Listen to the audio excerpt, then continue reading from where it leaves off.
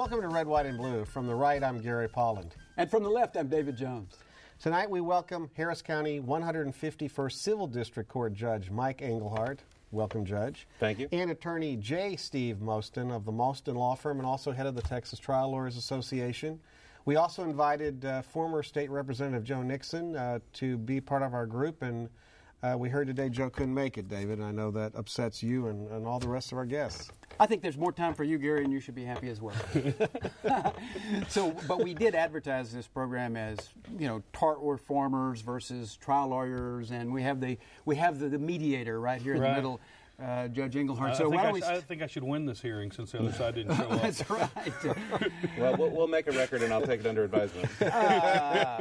Since you're the judge, you get to tell us what difference has tort reform, whether it was 2003 and I know we've had some other legislation that just passed. It's probably not effective yet, but what difference has it made in your life as a judge? Well, when I took the bench in January 2009, I wasn't sure quite what to expect, but I've been on the bench now about 2.5 years, and there have been a number of difficult decisions that I've had to make. The way I was raised, I've always sort of been about fairness and justice, and I'd probably lean towards the little guy, generally speaking, and that's just in my blood. My grandfather was a Union rabble-rouser, and but I've had to make some tough decisions based on some of the changes that have been made. I practiced law as a litigator for many years before taking the bench, and so I've had to make some tough calls, things that I thought maybe weren't the most fair decisions, but that's the state of the law in Texas. You followed the law. Well, that's the first time I've heard a judge, admit that that's a challenge. And I can imagine what he's talking about. But Steve, you're basically on the losing side of these tort reform efforts that are being made in the legislature. Sorry to identify. I'm going to win this debate because the other side didn't show up. So far it was pretty. So loser pays, Steve Moston.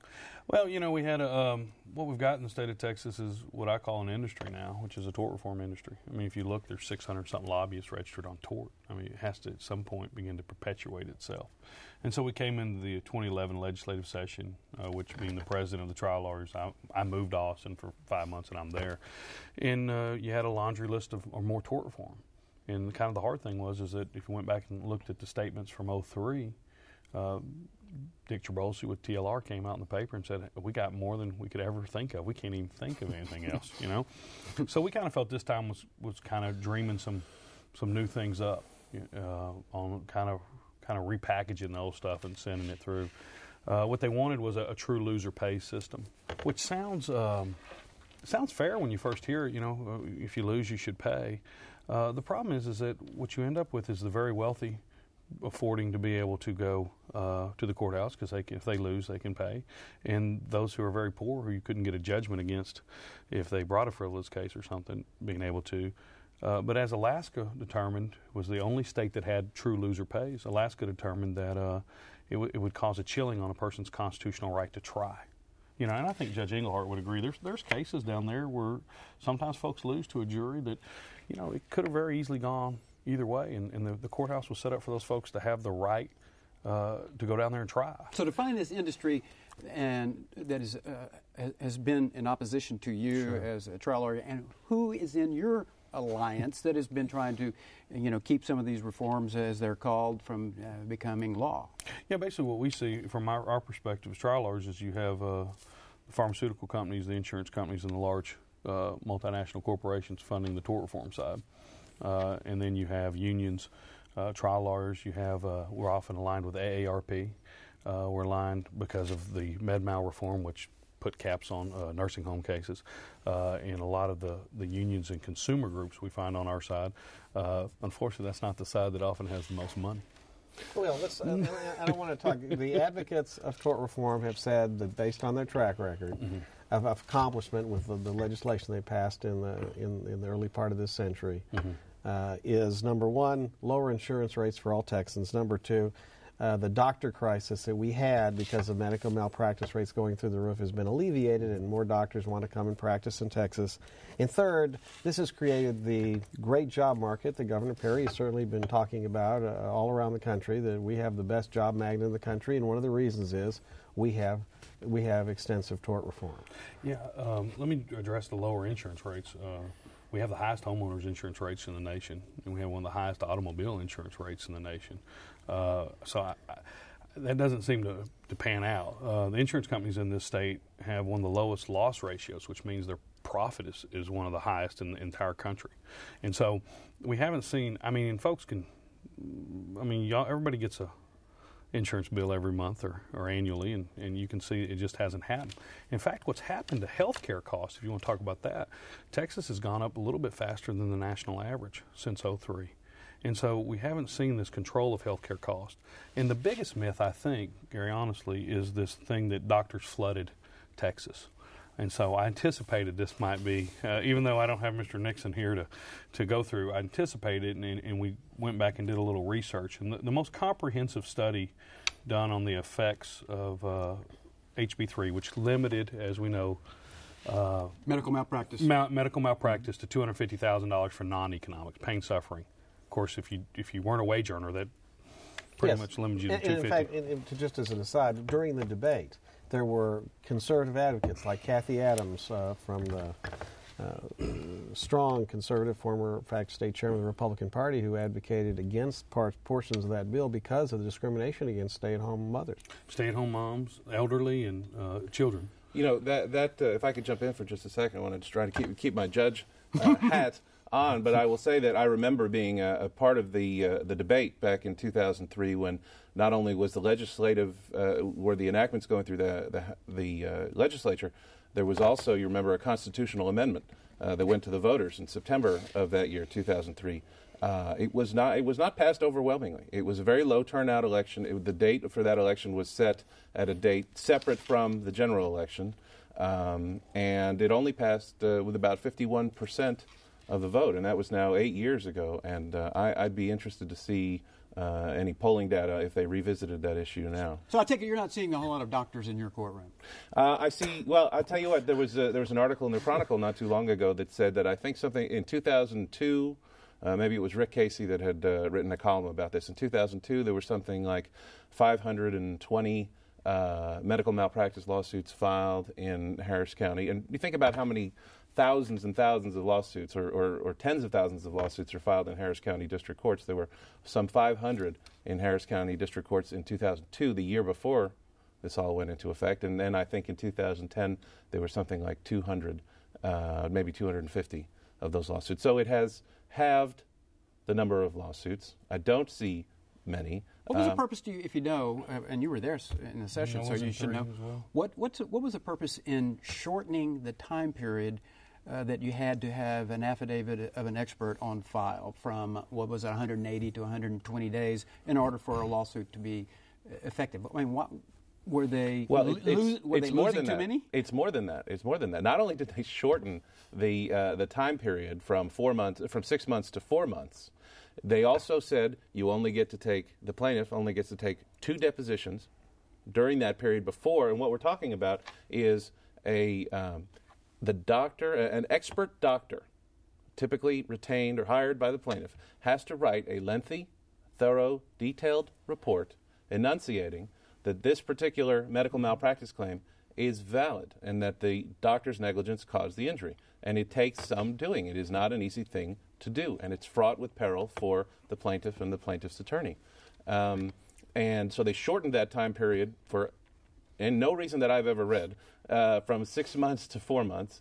They allow 2 depositions total for the plaintiff to take before preparing this detailed report about what happened, what the facts were. And they also said they shortened the time period to add new parties to the lawsuit. The legislature, and now this has been changed by judges who said, this is a non-starter, you can't do this.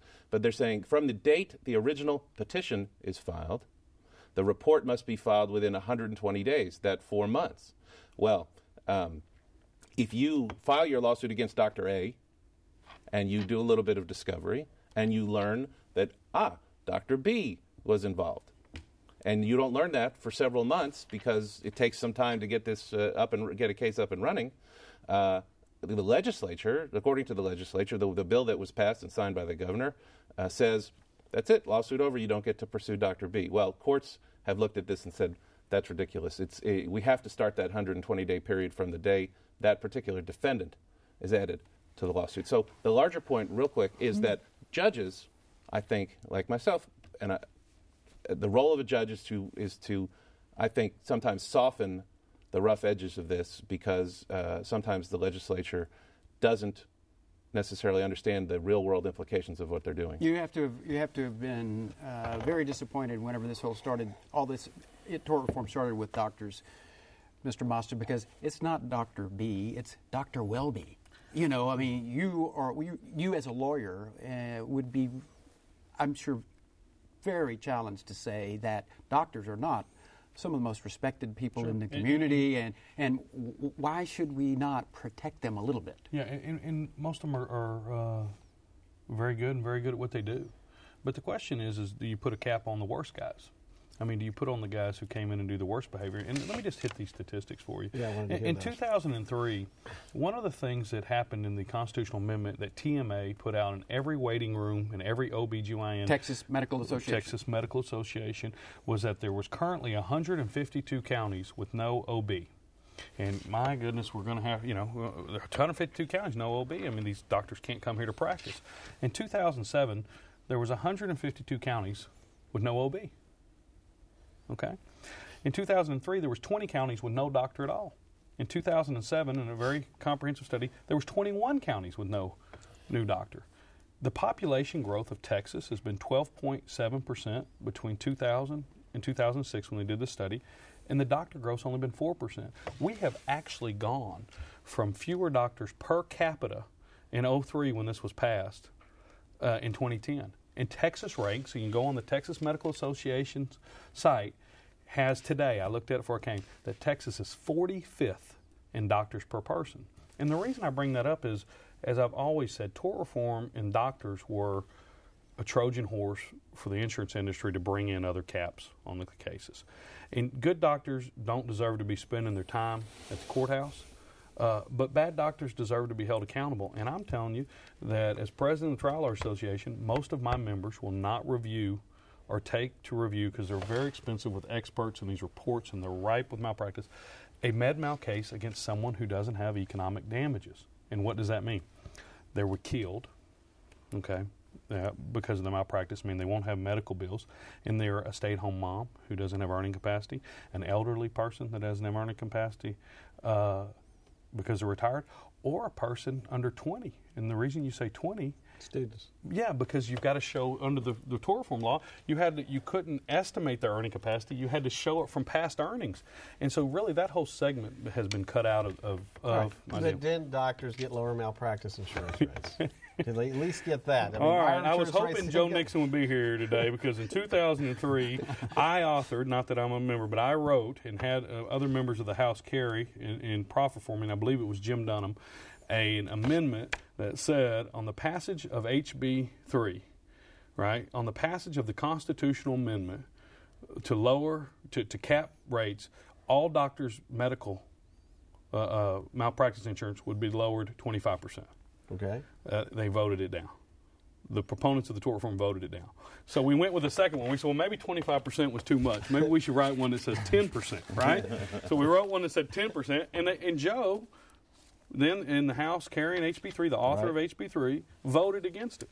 And so the reason I say they're a Trojan horse, they were put out there as the face of the need for tort reform. And people, like you said, people respect doctors. That makes sense. That's a good face to put forward. Yeah, but the other thing that they don't like, that people don't like, which these tort reformers were able to seize the day with, are people who file frivolous lawsuits, Judge Engelhardt. And surely you've seen one or two of those. And please tell us, either one of you, how it is that we shouldn't be worried about frivolous lawsuits and the costs associated with those to, business men and women of Texas. Well, I'll tell you from two perspectives. First, as an attorney, as a litigator, when I was practicing before I took the bench.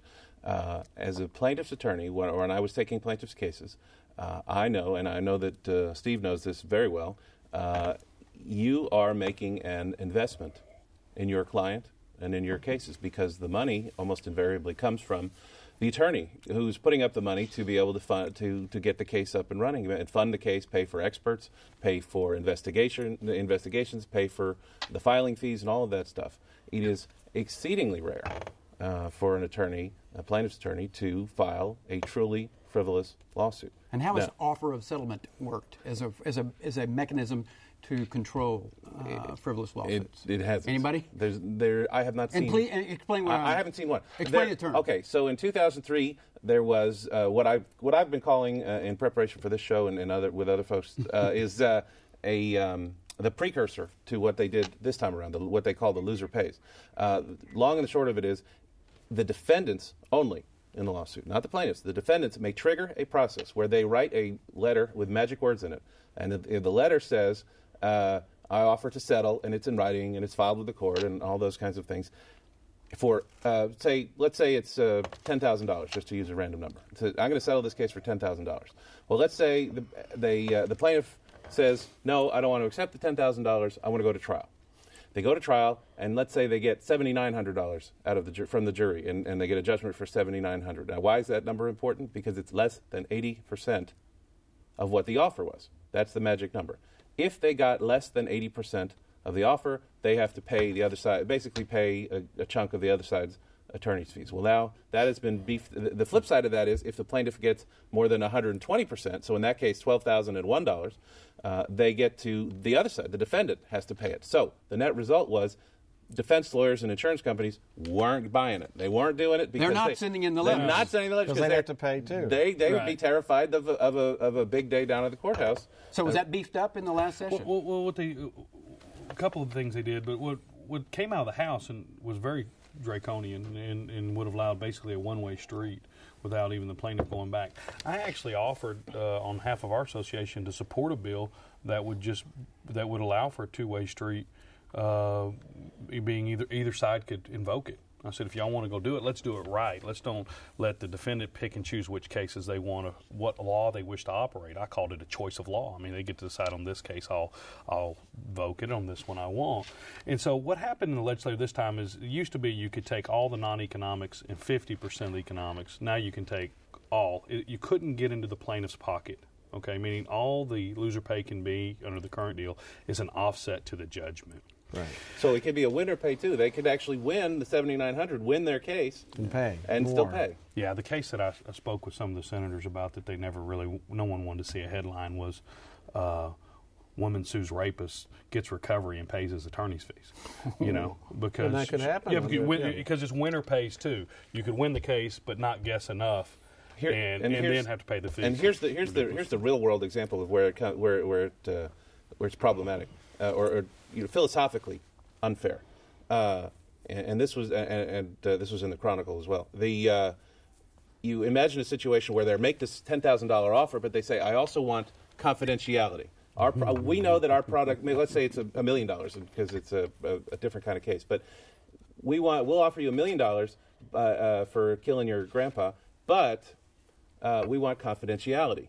We don't want anyone to know what we did. And you say, the money sounds right, but I'm not willing to go for confidentiality. And then you go to trial, and then you get $990,000 a trial, and you end up paying their attorney's fees even though you won. Let's talk Democrats and Republicans, wow. Gary. I mean, you're still involved in one of those parties, I think. Steve Mostyn, what was it, 101 to 49 Republicans versus Democrats in the House, and not much better in terms of your odds in the Senate. Are you not going to have to change strategies as an organization in order to get along with the new majority? I think for a while you'll find that trial lawyers have been supportive of Republicans, particularly in the Texas Senate. And so, in fact, that's where we ended up having really the fight. The bill that passed out of the House, the tort reform bill, was horrifically bad. I mean, it really had some terrible, terrible things in it, nonsensical things. and I'm going to offend all the House members, but oh well. I mean, the Senate has become kind of the adult, what it used to be, and it's more the adult chamber where there's actually rational thought and some discussion going on. And I think you could pass. I used to say you could pass a monkey through the House this session, but I decided you could pass a monkey riding an elephant through the House because it was just a lockstep vote without much discussion. And you would have Republican members come off the floor and say, I know that's terrible, but you guys are going to have to fix it in the Senate. Or please make sure it gets fixed in the Senate. And so, I think the tort reform drum's been beat, but every time I say it's been beat, till, it's laying there like a... Well, I mean, and I think the point that you made in answer to my questions is, it appears if those statistics are accurate, no reason to question them, then those who were sold tort reform based on that have been sold a story that hasn't been fulfilled yet. So maybe the legislature needs to go back and revisit some of the bills you were proposing originally, which started mandating cuts in insurance rates. I mean, I don't know what the other explanation is besides David's, which he gave me on the phone, of why we have the highest insurance rates in the country, except David says because they can, is the answer. And it also helps subsidize all their investment losses that they suffered on Wall Street in 2008. It happened in 2003 as well. I mean, we went from a prior approval on insurance to what I call catch me if you can, which is basically they raise the rate and they didn't have to have approval, and then the commissioner sues them. The State Farm litigation's been going on for like 7 years with the state about whether they overcharged or not.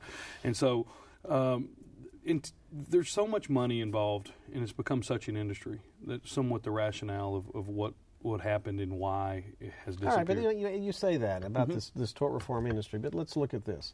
Richard Trabulsi, he's in the wine business, okay? Richard Weekley is in the home building business. If insurance rates aren't going down, how do they benefit? What is the benefit to them? Well, Mr. Trabulsi is basically a paid lobbyist for TLR. He's paid about $250,000 a year. And let's not forget Bob Perry. All right, so he's Bob Perry and them got they go there and they get what they want out of the legislator. In 2003, they got a building commission. No, I understand that, but what is the financial benefit when your insurance rates don't go down? Well, I understand that's sale. If we limit tort, we pass tort reform, your liability rates are going down by 30%. I can understand business saying, okay, I want to save money, I'm good with that, but you're telling me that's not happening. Well, what I've seen is you've got bad companies that self-insure who can perform and behave in bad ways. Guys like Weekley and Perry and them, TLR's become the de facto power lobby over there. And their mantra and their flag is we're Texans against lawsuit abuse, right? Now they're just a big group of rich white guys who are controlling the legislative process and getting things done for like Harold Simmons. Harold Simmons gave TLR $500,000. He just got... Who is he? He owns the nuclear... Well, let's get this right. He collects the money from the nuclear waste dump in West Texas, and the state of Texas owns all the nuclear waste. And Gary, interestingly enough, like the Tea Party folks were really upset about that because, and he just passed a huge bill through in which the state's going to get 5% of the revenue, and he's going to collect 95% of us accepting all the nuclear waste from all the states in the country. And so he gave $500,000 to TLR. He cares about lawsuits, but really under his situation he doesn't because he has immunity. But TLR's become a corporate lobby group, and that's what they exist for now. And Judge Engelhard, let me ask you this, and Steve probably knows the answer to this. You're one of 20, 30 civil district judges in Harris County. There's 24 of us. And it seems to me like what we're hearing is that your business is going down. So should we be defunding courts because you've got nothing to do? We are defunding courts. Our resources are drying up. We are in a hiring freeze. We have actually sacrificed, I believe, 2 courts since I've taken the bench. I don't mean sacrifice. I don't mean that in a bad way. We have delegated, shared 2 of our courts with the family courts because they're the family courts. And if you're asking, Gary, what the legislature should be looking at down the road, what's the future of civil justice reform, which is a good question, by the way. Thank you. If you're asking, then that's, I think, where they need to look over the family law courts because they are overrun, understaffed. They have a dilapidated building. that needs to be. You're not asking for concurrent jurisdiction with family matters, are you? No, we I do. don't think he's offering to switch courtrooms either. Well, first of all, I don't know my you-know-what from my you-know-what about family law, so that would be one problem. But the larger issues, yes, in fact, the civil district courts have reached out many times, and many of us do, in fact, take family violence protective orders or CPS cases, Child Protective Services cases, Interesting. To lessen some of the burden. I think one of the things that needs to be looked at is reforming the family law courts so that their dockets are not quite so oppressive. Yeah, we could spend a whole show, David, talking about the marriage vow in Iowa. You heard that. Oh, if we can't get divorced. But can I go back on one point about I'm going to get in trouble for 15 for saying seconds? this. Yes, 15 seconds. I think that one of the main strategies for tort reform is that it has to do with defunding one of the largest sources of political funding for one side of the aisle. Interesting. But then you said, Steve, that you're involved with Republicans as well as Democrats. And not near as that's going to be a yes but or not no near for as you. much as you should be. That's what the well, point is. not near as much as I'm particularly on my side with my family. We're Thanks, mostly Democratic. Steve. That's okay. They're On the saying trawler side. that's the last word, man. I mean, you got it, Steve Mostyn. Thanks But you for can being still here. be a Republican. Judge Englehart, thanks for being here as well. Thank you. We invite you to visit our home online at HoustonPBS.org. Click on the local program bar at red, white, and blue. Read about the guests, watch the shows, the follow-up discussion, and until next time, get informed and get active.